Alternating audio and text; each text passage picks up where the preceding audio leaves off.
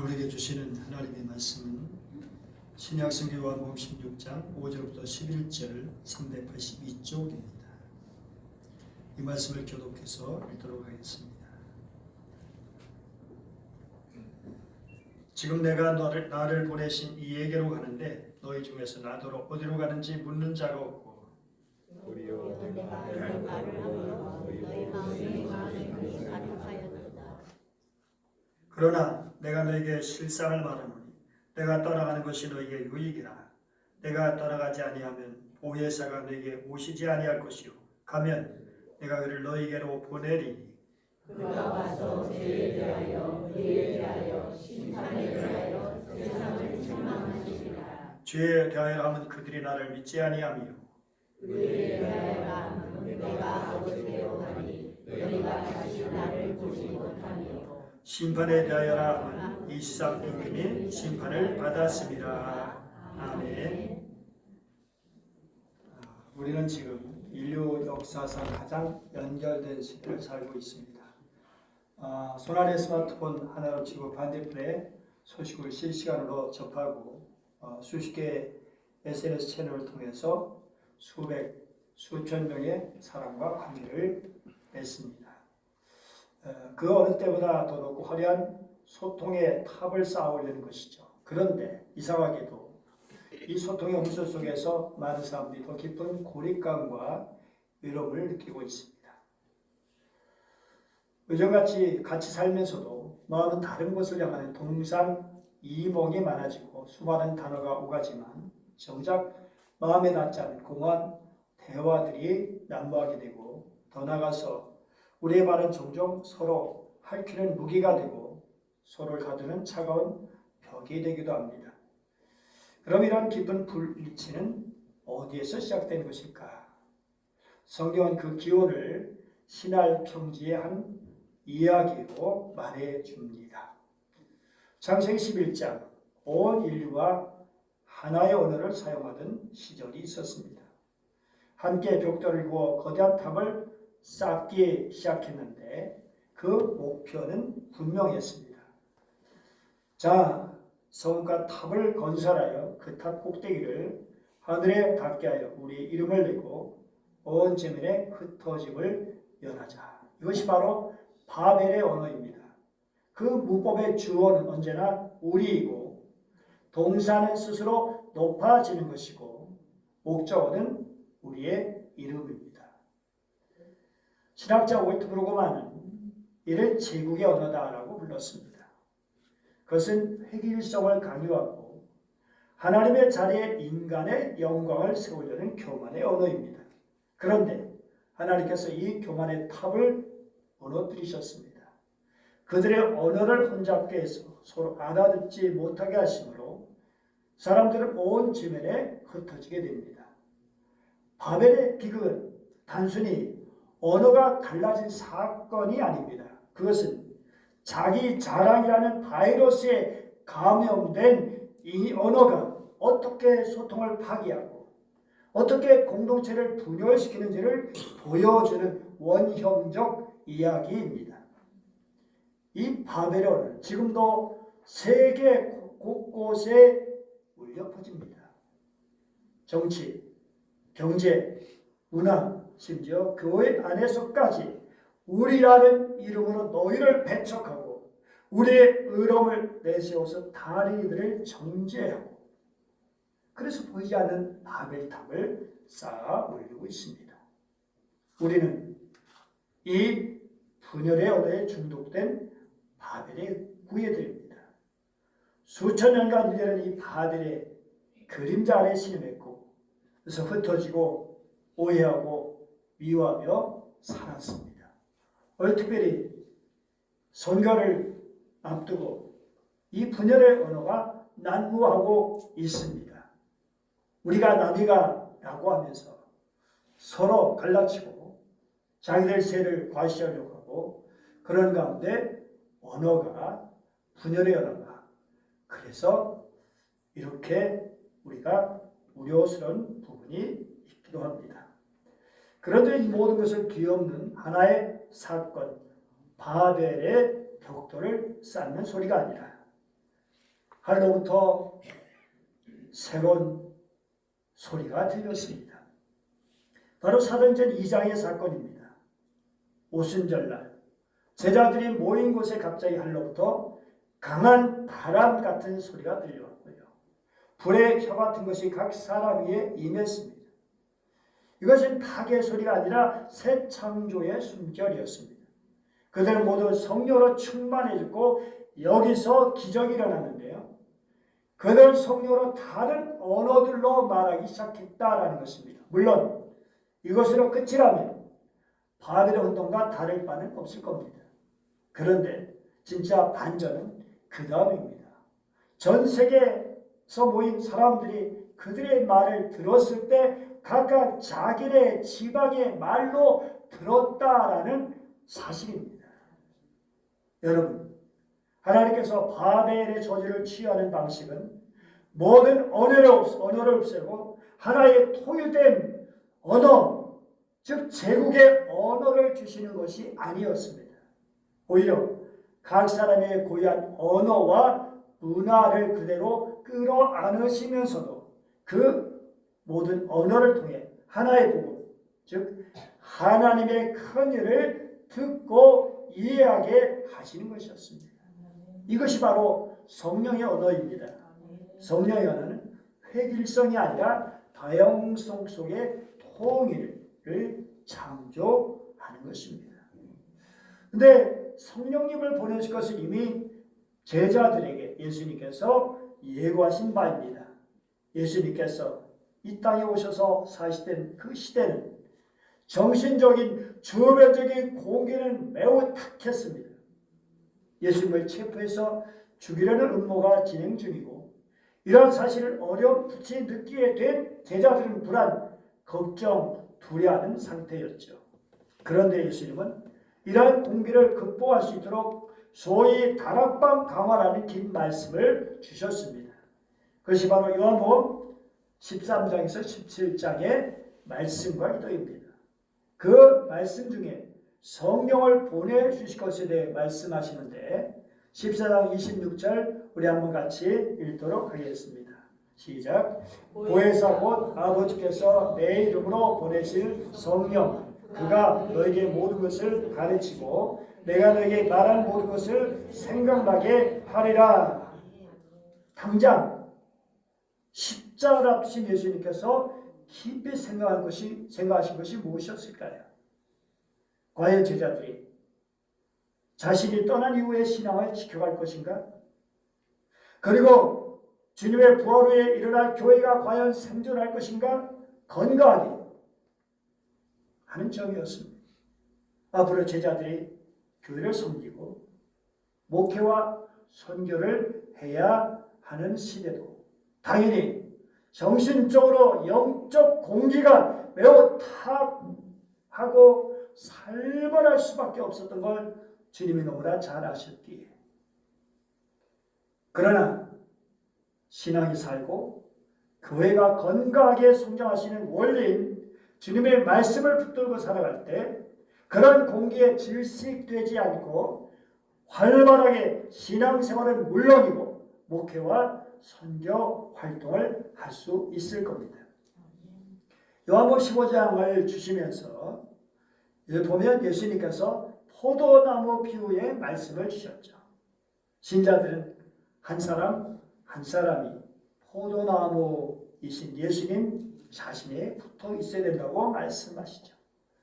교회 공동체도 포도나무 예수 안에 붙어 있으면 그 공동체가 건강하게 되는 것은 물론이고 가지는 저절로 건강하게 자라서 아름다운 열매를 맺게 되는 것이죠. 더 나아가서 13절, 14절 말씀 보면 예수님 친구 공동체를 말씀하시죠. 같이 읽어볼까요? 사람이 친구를 위하여 자기 목숨을 버리면 이보다 더 큰 사랑이 없나니 너희는 내가 명하는 대로 행하면 곧 나의 친구다.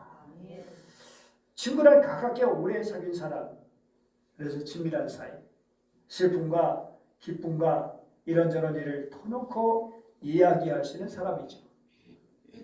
오늘 본 친구는 필로스인데요. 사랑하는 사랑받는 친절한 애정 깊은 이웃 등등 뜻이 있습니다.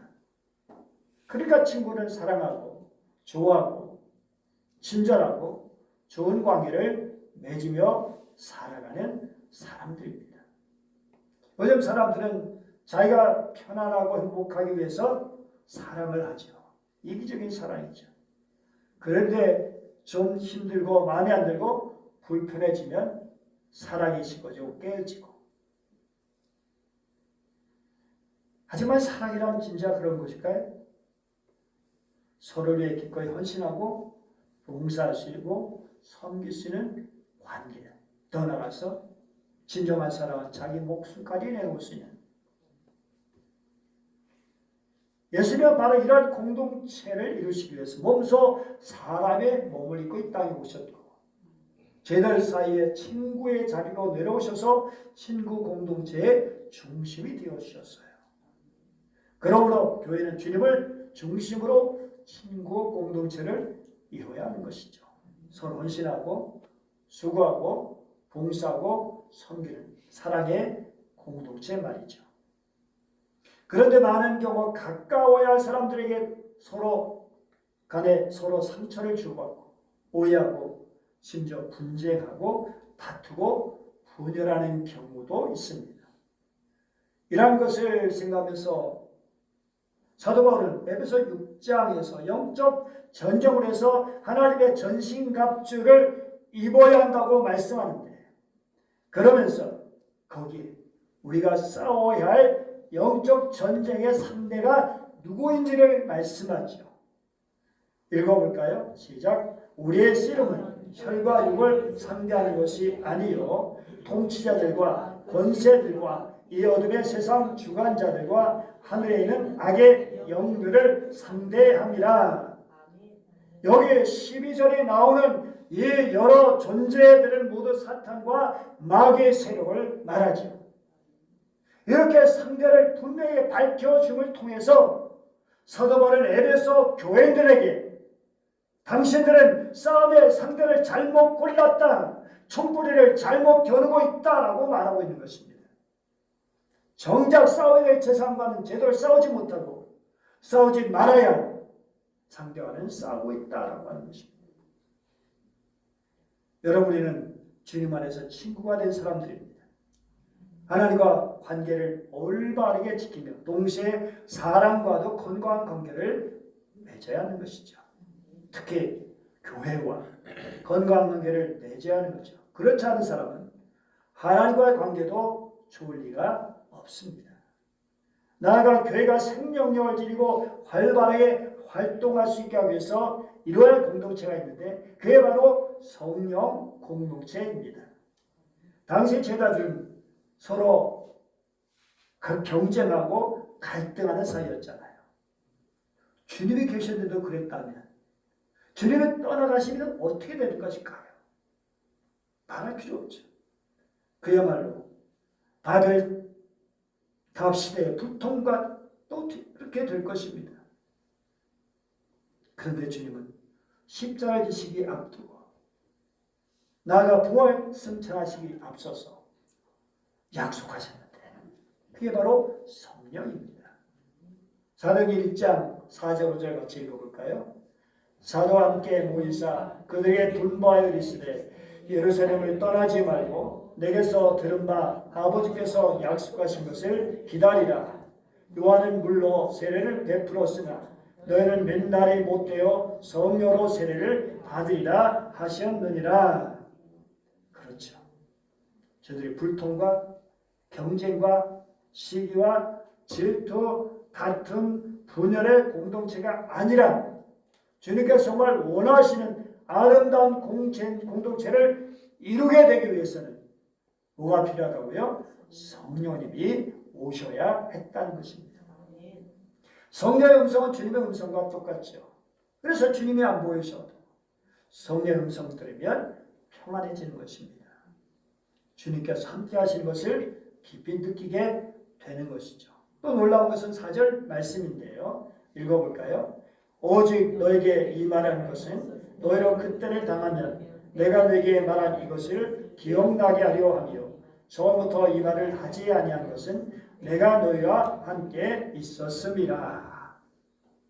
성령님 오셔서 역사하시면 주님께서 그동안 가르쳐 주신 말씀들을 자세히 생각날 뿐 아니라 이해되지 않았던 말씀도 더 깊게 이해될 것이고, 따라서 성령 안에 사는 자들은 주님과 더 깊이 가까이 지낼 수 있게 되는 것이죠.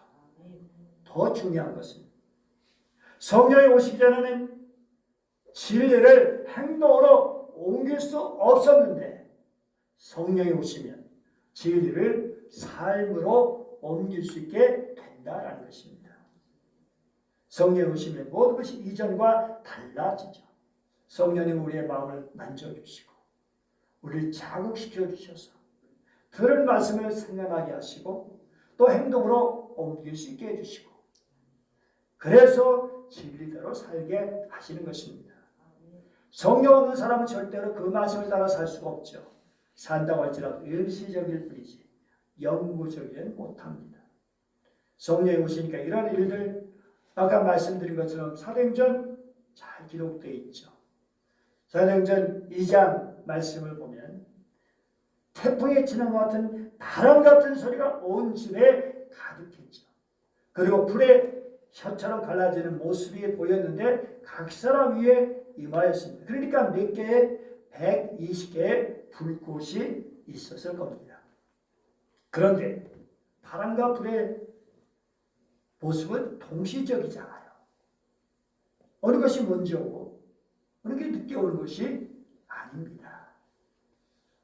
불은 태우는 것, 그래서 우리가 죄와 허물을 다 태우는 의미도 있지만 또한 에너지, 강력한 에너지라는 뜻도 있습니다.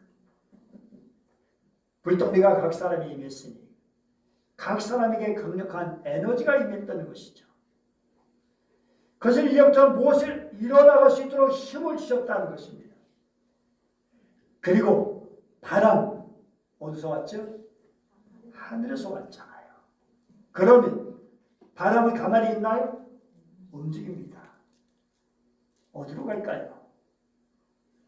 사도행전 보니까 예루살렘에서 사마리아, 예루살렘, 온 유대, 사마리아 땅끝까지라고 말씀하죠. 정말 사마리아까지 8장에 들어가면 복음이 전해지고, 그리고 이디오피아 구스네시가 말씀을 듣게 되고, 그리고 안디옥, 소아시아, 그리스, 로마까지 가고요. 후에는 로마에서 유럽으로, 유럽에서 미국과 남미, 그리고 아프리카, 그리고 아시아로 오게 되죠. 그리고 성령님은 어디론가 지금도 교회를 인도하고 계십니다. 우리 교회를 어디론가 인도하시기를 원하십니다. 비행기가 날 때 두 가지가 필요하죠. 하나는 힘이 필요하고 하나는 날개가 있어야 됩니다. 불과 바람으로 나타난 성령은 교회의 힘과 날개입니다. 성령님은 우리 개인의 날개이기도 하십니다. 그래서 그분에게 우리를 맡기면 당신이 원하신 대로 우리를 인도하고 날 수 있는 힘까지 주시는 줄 믿습니다. 로마서 5장 5절 같이 읽어볼까요? 도망이 우리를 부끄럽게 하지 아니하며 우리에게 주신 성령으로 말미암아 하나님의 사랑이 우리 마음에 부은 바 되미니. 성령이 오시면 우리 마음에 뭐가 충만하게 될까요? 하나님의 사랑이 충만하게 됩니다. 그리고 성령이 오시면 우리 마음에 거룩한 열정이 생기죠. 저녁에 보니까 성전에 모이고 싶은 열정이 일어나 매일 모였습니다. 아니 다 뭐 할 일이 있을 때 어떻게 매일, 옛날 사람 할 일이 없었으니까 모였지 라고 말할 수 있지만 많은 사람들이 모여 주신답니다. 그런데도 그들이 눈치 보면서 기쁩니다. 저도 옛날에 정말 교회 가고 싶어가지고 직장 다니다가 토요일 되면 얼마나 설렌 마음인지 교회 가고 싶어가지고 달려가고 숙제 걸리면 주일 아침에 또 일찍 막 나오다가 숙제권들에 뭐 걸린 도 있지만 어쨌든 간에 막 빨리 가고 싶은 마음이 그때는 있었죠. 정말 모여서 배우는 열심이 생겼고 성도들의 교제하면서 사랑으로 충만하게 되었고 떡을 떼며 기도하는 열심이 생겼고 힘껏 하나님을 찬양했고요. 그래서 세상 사람들이 보기에 매력적인 사람들로 보였고 사람들이 교회 안으로 모여들게 되었습니다. 성령 연합하게 하시고 하나 되게 하시고 행동하게 하십니다. 사도는 세상이 많은 기운과 박해를 받았지만 성령이 함께 하시니까 담대해져요. 그래서 사도행전 5장 41절 말씀을 우리 같이 보도록 할까요? 다 넘어가서 자 시작. 사도들은 그 이름을 위하여 능욕받는 일에 합당한 자로 여기심을 기뻐하면서 공의 앞을 떠나니라. 합당한 자로 여기면서 내가 모욕당하시는 자격을 얻었다. 이게 기쁜 거예요. 오순절에 성령 받은 자들은 더 이상 약하거나 무능한 자들이 아니었습니다. 비겁한 사람들이 아니었습니다. 서로 갈라지고 분열을 좋아하는 사람들이 아니었습니다. 성령님은 그들로 하여금 모든 일을 가능하게 해주었습니다. 그런데 이와 더불어 오늘 본문을 보면 예수님께서 성령에 오셔서 하신 일이 무엇인가 이렇게 말씀하십니다. 7절 8절인데 앞에 보시죠. 화면을 보시고 같이 읽어보겠습니다. 시작. 그러나 내가 너에게 실상을 말하노니 내가 떠나간 것이 너에게 유익이라. 내가 떠나가지 아니하면 고해사가 너희에게로 오시지 아니할 것이요 가면 내가 그를 너희에게로 보내리니 그가 와서 죄에 대하여 의에 대하여 심판에 대하여 세상을 책망하시리라. 이게 보혜사라고 말씀하죠. 협조자, 보호자, 위로자, 상담자, 돕는 자로 각각 번역한 성경들이 있습니다. 사실 이 모든 것이 다 들어있는 것이 바로 보혜사라는 단어입니다. 우리를 살다 보면 힘들고 속상할 때가 있죠. 억울하고 괴로울 때도 있죠. 아플 때도 있죠. 그럴 때 누가 우리를 도와줄 것인지 우리를 변해주고 우리 말을 들어주고 위로해주고 우리의 고통을 해결해 줄 사람이 누군지를 찾게 됩니다. 그런데 하나님께서는 이미 우리를 보호해 주시고 중재해 줄 변호사를 보내주셨습니다. 그가 바로 예수 그리스도시요 또한 주님의 영 성령님이십니다. 누구든지 고통스러울 때 주님을 찾으면 성령을 의지하면 그분은 우리의 하소연을 들으시고 우리의 연약함을 도와주시고 치유하시고 새 생명을 주십니다. 그러면서 예수님은 보혜사 성령께서 하시는 세 가지를 말씀하죠. 자 읽어볼까요? 시작. 그가 와서 죄에 대하여 의에 대하여 심판에 대하여 세상을 책망하시리라. 책망이란 말은 잘못된 행위를 폭로하는 것, 잘못된 것을 바로잡고 고소하고 고발한다는 뜻입니다. 재판장에서 자기 죄를 부인하는 피의자에게 자기의 죄를 깨닫게 하고 자복하도록 하는 것입니다. 근데 첫째, 죄에 대하여 하면 그들이 나를 믿지 아니하며. 성령님은 세상의 죄를 폭로합니다. 그 잘못을 고발함으로 자신이 죄인임을 깨닫게 하는 거예요. 이전까지 유대인은 어떤 법규나 규례를 지키지 않은 것이 죄라고 믿어왔습니다. 그렇죠. 십계명에 기록된 계명들을 어기는 것이 죄죠. 성경에 기록된 것을 지키지 않은 모든 것이 죄이죠. 그런데 예수님의 말씀에 의하면 가장 큰 죄가 무엇일까요? 예수 그리스도를 믿지 않고 거역하는 것입니다. 예수님의 하나님의 아들이시고 우리의 구원자가 되신다는 것을 믿지 않는 것이 가장 큰 죄입니다. 다른 죄들은 용서받을 수 있지만 이것만큼은 용서받을 수 없죠. 믿지 않으면 어떻게 돼요? 결국 끝까지 믿지 않으면 지옥 갈 수밖에 없잖아요. 요한복음 3장 18절 말씀입니다. 시작. 그를 믿는 자는 심판을 받지 아니하는 것이요 믿지 아니하는 자는 하나님의 독생자의 이름을 믿지 아니함으로 벌써 심판을 받은 것이니라. 마가복음 16장 16절. 믿고 세례를 받는 사람은 구원을 얻을 것이요 믿지 않는 사람은 정죄를 받으리라. 그런데 성령의 역사하시면 예수 그리스도를 믿지 않는 것이 얼마나 큰 죄인가를 알게 되는 거예요. 그리고 예수님께서 우리를 위해 어떤 희생을 치르셨는지, 어떤 사랑을 보여주셨는지를 알게 돼요. 그리고 십자가 앞에 설 때 성령님은 우리의 무서운 죄를 깨닫게 하십니다. 어떤 사람들 얘기를 보면 갑자기 자기 죄가 다 보이더라는 거예요. 어릴 때부터 지금 자기가 잊어버린 것까지 갑자기 다 주마등처럼 다 지나가면서 자기 죄악이 펼쳐지는데 고개를 들 수 없고 두렵기도 하고, 그래서 주님께서 그런 죄를 용서해 주셨을 때 얼마나 기쁘고 감사하고 날개를 단 것처럼 자유함을 누리죠. 유대인들은 하나님의 아들을 믿지 않고 십자가에 못 박았습니다. 당시에는 그것이 죄인지도 모르고 당연히 죽일 자를 죽인다고 생각했죠. 그런데 성령께서 강림하신 후에 그들은 예수님이 죽인 것이 얼마나 큰 죄인가를 깨달았습니다. 그래서 사도행전 2장 베드로 설교를 듣고 사람들이 마음에 찔려 뭐라고 하죠? 우리가 어찌할꼬. 사도 베드로가 어떻게 했죠?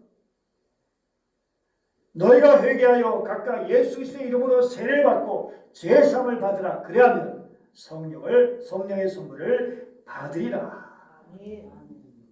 그렇게 외쳤는데 회개하고 예수 믿어 성령 받은 사람들이 무려 몇 명? 3,000이나 더하더라.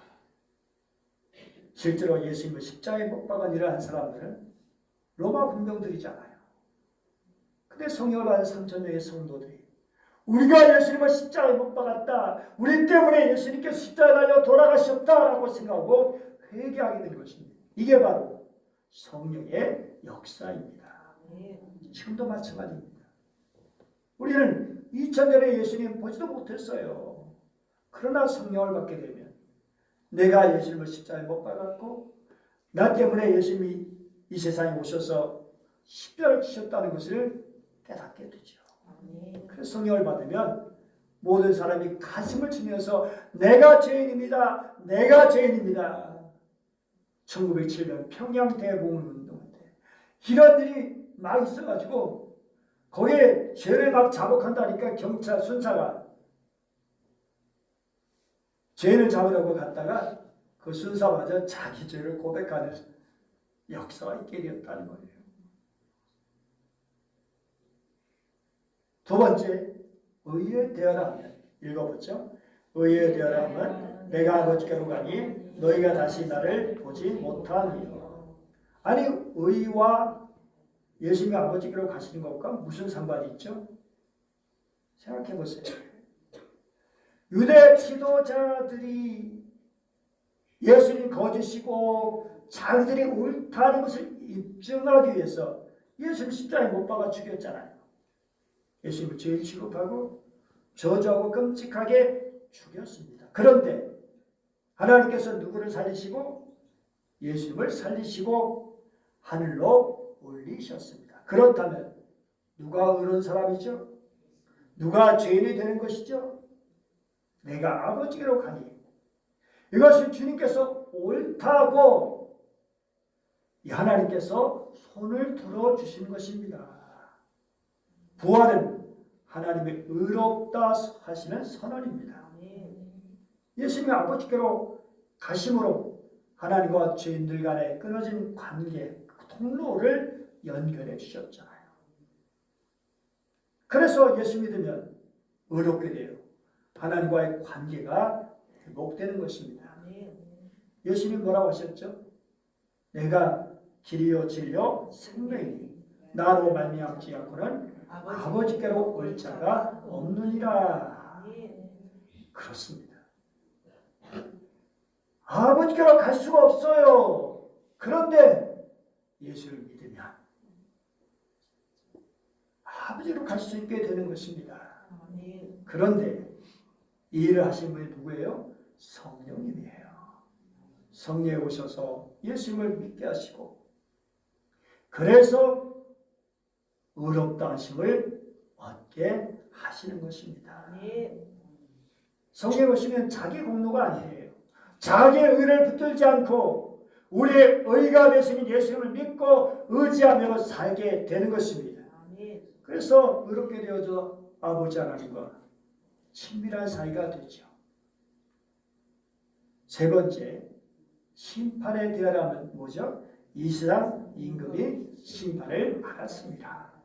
다시 말하면 세상의 악의 권세는 멸망하게 된다라는 것입니다. 이 사실을 확신시켜주는 분이 성령이시다. 여기 세상 임금은 사단을 말하는 것입니다. 사실 예수님을 십자가에 못 박았던 권력자들은 사단의 도구에 불과하죠. 그러나 주님께서 부활하심으로 그들이 심판을 받은 것입니다. 그리고 이것은 세상 주관자의 사탄이 심판받은 것입니다. 누가복음 10장 18절 같이 읽어볼까요? 앞에 보시고 같이 읽어보겠습니다. 시작.